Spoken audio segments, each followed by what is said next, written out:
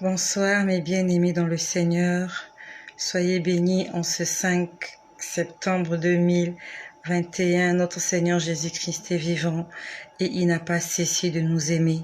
Le Seigneur Jésus-Christ nous aime de la même manière qu'il nous a aimés depuis le premier jour.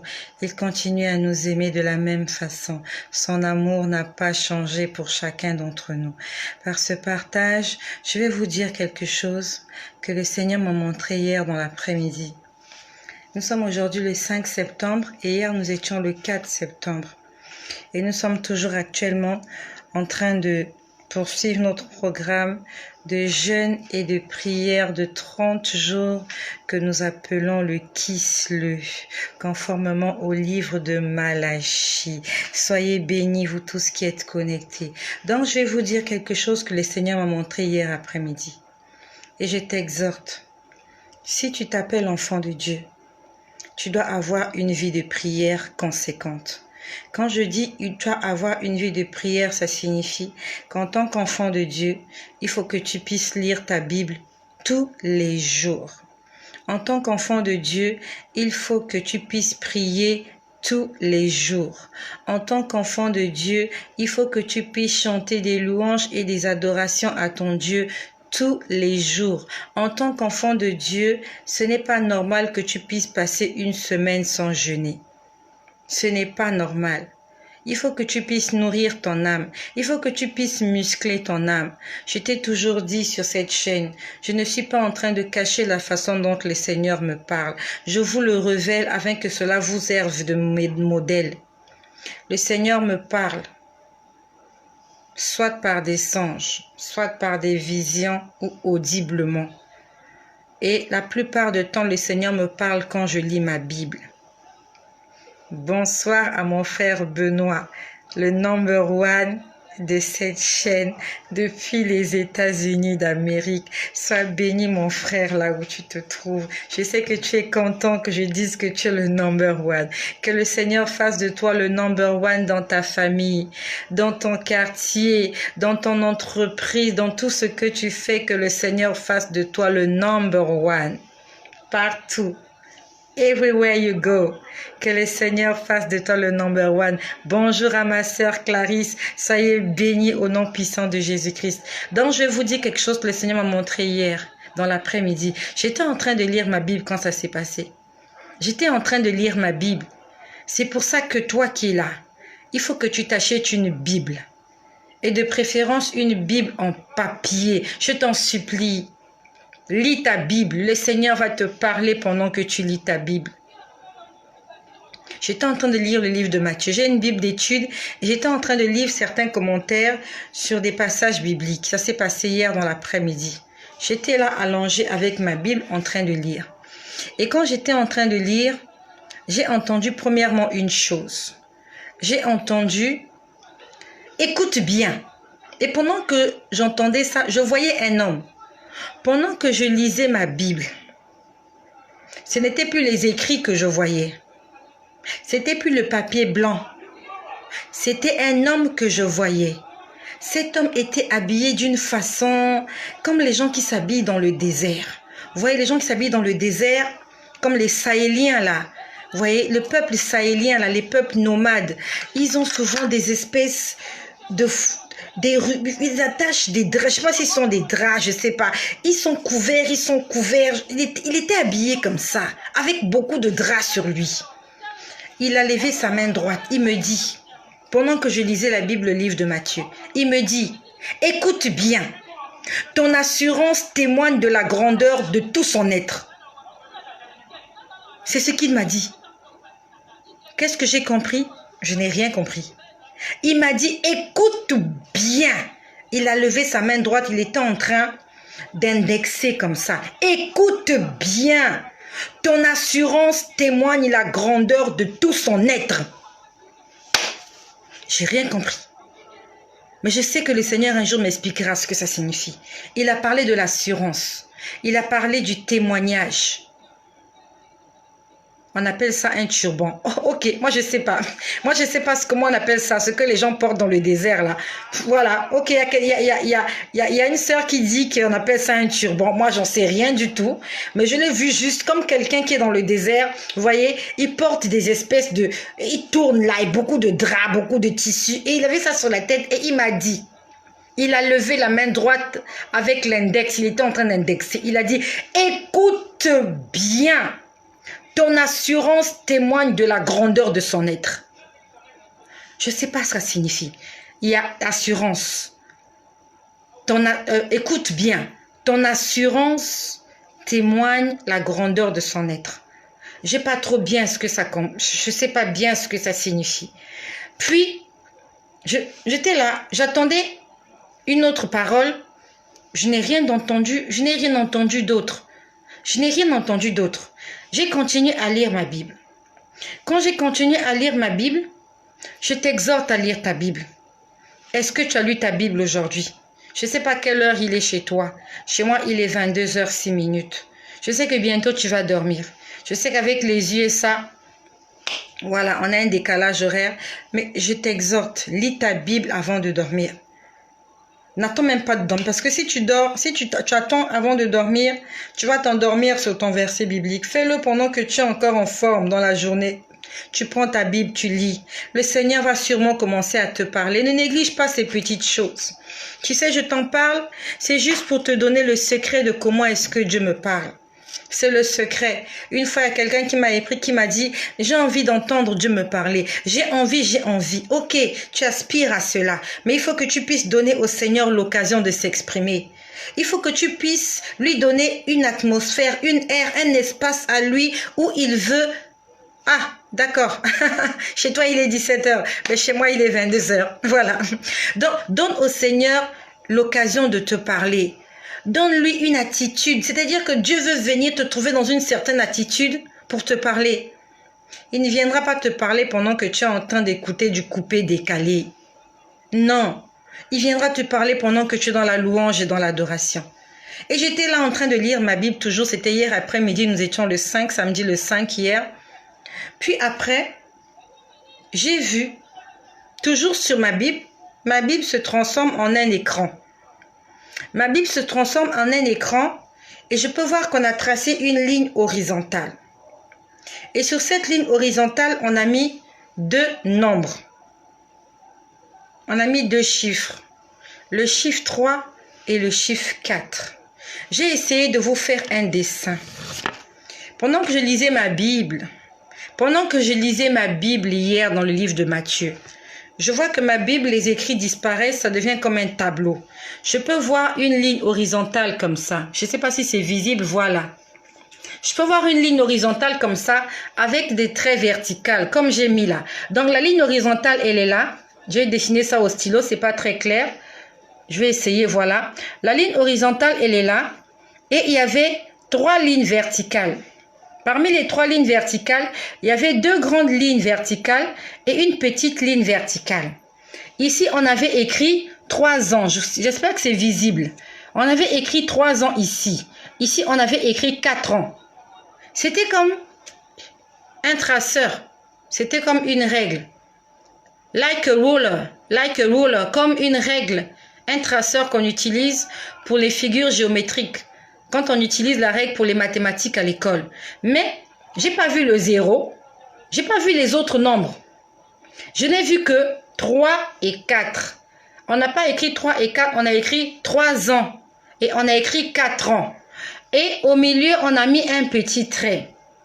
Lorsque je vois ça sur ma Bible, je n'ai pas amené ma Bible, j'allais vous montrer ma Bible. J'ai une grosse Bible d'études. Lorsque je vois ça sur ma Bible, j'entends une voix qui me parle. C'était la voix d'un homme. Et cette voix-là est en train de me dire, je veux vous racheter entre 3 et 4 ans. C'est ce qu'il m'a dit hier. Je veux, je ne sais pas si c'était je veux ou je vais. Je ne sais pas si c'était je veux ou je vais. Est-ce que c'était le verbe vouloir ou le verbe faire? Je n'en sais rien, mais j'ai entendu « Je veux vous racheter entre 3 et 4 ans. » Ah! Je ne sais pas ce que ça signifie. Mais intérieurement, je pouvais comprendre que c'est comme s'il voulait me dire, si je vous laisse trop de temps, je vais vous perdre. C'est comme ça que j'étais en train de... Intérieurement, c'est comme ça que je le comprenais. C'est comme si on était en train de dire que pendant que vous avez entre 3 et 4 ans, il faut que je puisse travailler avec vous. Sinon, quand plus loin, ça sera trop tard. Ça sera trop tard. Je ne sais pas ce que le Seigneur a voulu me dire par ce message. Je ne sais pas. Lorsqu'on lit dans la Bible, les disciples ont posé la question au Seigneur. Seigneur, dis-nous, quand est-ce que ces choses arriveront? Le Seigneur Jésus a dit, ni moi, ni les anges ne savons. Seul le Père le sait. Il n'y a que le Père qui connaît le jour où la dernière trompette va sonner et que son fils viendra prendre son épouse. La dernière fois, je crois que c'était la semaine dernière, je vous ai dit que j'ai vu un royaume. Pendant que les enfants étaient en train de réciter les versets bibliques, tout à l'heure, ils sont même venus me voir parce qu'il faut qu'ils récitent leurs versets bibliques.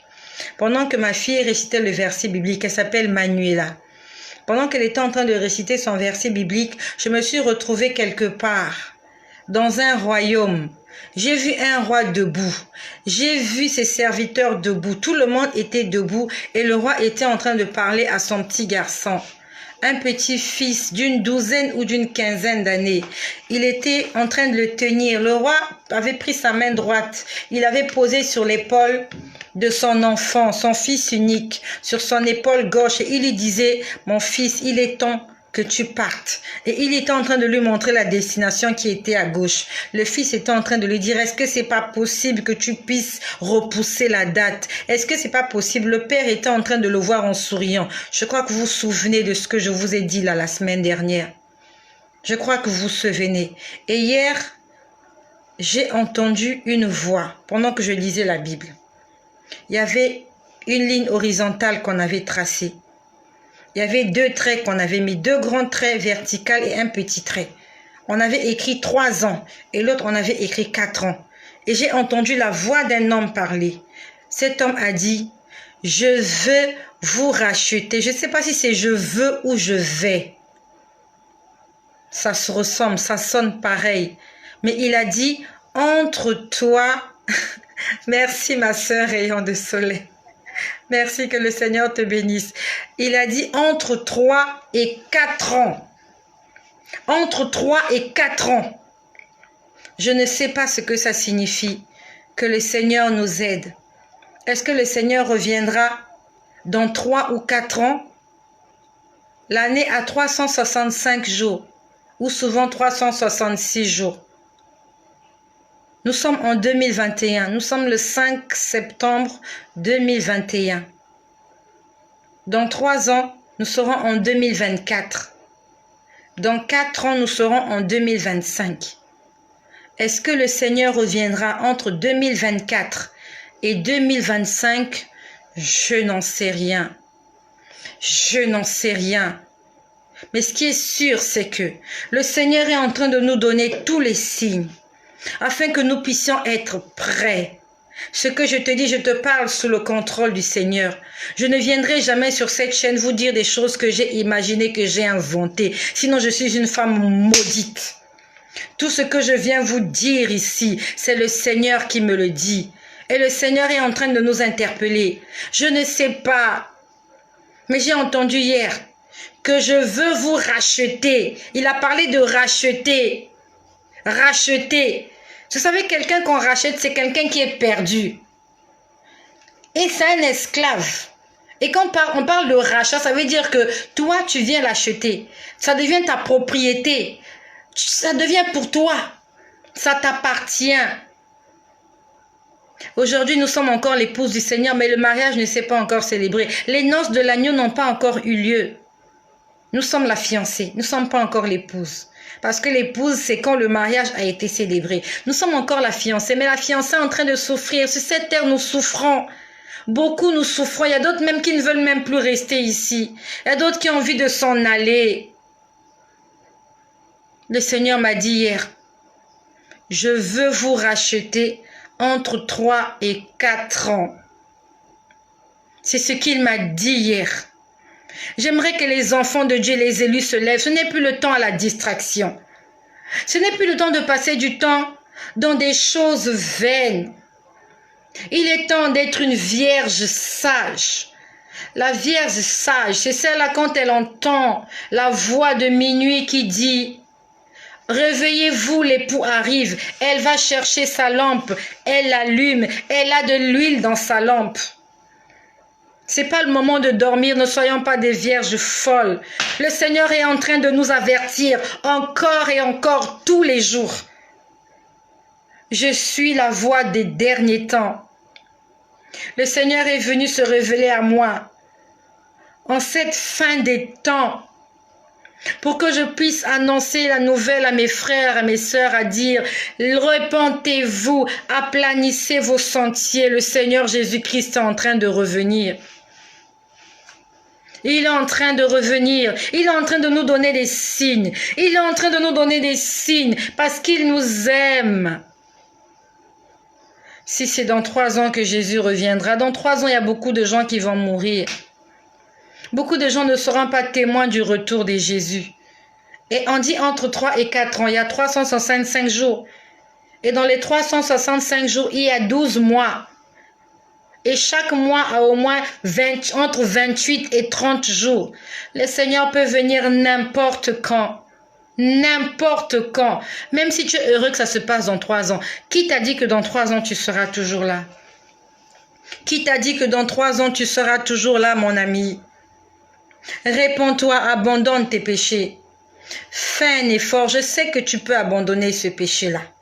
Je sais que tu peux le faire. De la même façon que nous faisons attention lorsque nous traversons les avenues, on regarde à gauche et à droite. C'est comme ça qu'on doit mener notre vie. Je ne suis pas très sûre que tu manges des excréments chez toi.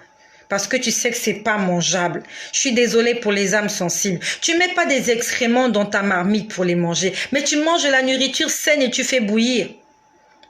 Mais tu sais que le péché va te conduire à la perdition. Tout le monde sait que le péché conduit à la mort. Tout le monde sait que le péché conduit en enfer. Tout le monde le sait. Même les enfants le savent. C'est pour ça qu'ils volent en cachette. Les enfants, les petits-enfants là, ils savent que si je fais des bêtises, il y a la punition, la rétribution. Les enfants le savent, à quand même plus forte raison les adultes comme toi et moi. Je sais que tu as envie de te marier. Je sais que tu as envie de travailler. Je sais que tu as envie d'avoir des enfants. Le Seigneur le sait aussi. Mais peut-être qu'il n'attendra pas que tu aies toutes ces choses-là pour revenir. Parce que peut-être que ces choses-là seront des occasions de chute pour toi. Le mariage peut être une occasion de chute pour toi.